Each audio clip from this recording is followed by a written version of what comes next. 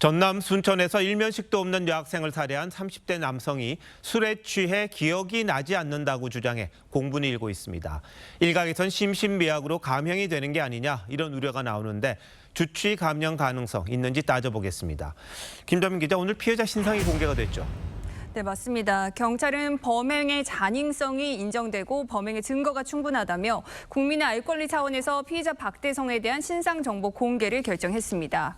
피의자 박 씨는 지난 토요일 영장실질심사에 출석하면서 사건 당시 소주 4병을 마셔서 기억이 잘 나지 않는다고 말했는데요. 범행 직후 박 씨가 거리를 배회하는 웃는 모습이 찍힌 CCTV가 공개되면서 분노 여론이 더 커졌습니다. 일각에선 주치 감형이 되는 게 아니냐 이런 우려가 좀 나오던데 어떻습니까? 네, 형법 제10조 2항은 심신미약인 경우 형을 감경할 수 있도록 하고 있습니다. 사물 변별이나 의사결정 능력이 아예 없을 정도로 술에 취했을 경우도 포함됩니다. 2008년 조두수는 만취 상태였다는 이유로 심신미약이 인정돼 1심 징역 15년에서 2심 징역 12년형으로 감형됐습니다.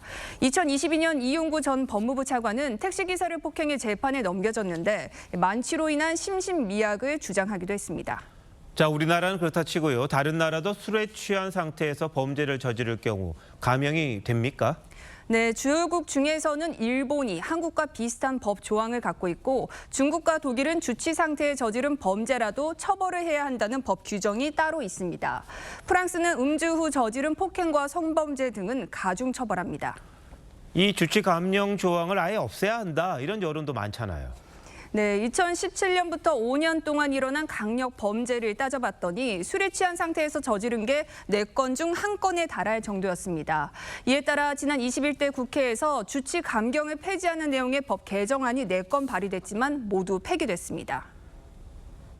2018년 형법 개정을 해서 미약한 사람이라 하더라도 정신이 멀쩡한 사람과 똑같이 처벌할 때 개정해놨기 때문에 엄벌하는데 전혀 지장이 없도록 법 상태가 되어 있어요. 지금 현행 제도 엄벌할 수 있는 가능성이 충분히 있다고 봐요.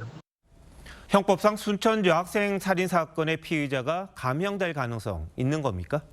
네, 형법은 범죄 가능성을 예견하고 자의로 심신장애를 일으킨 경우 감형할 수 없도록 하고 있습니다.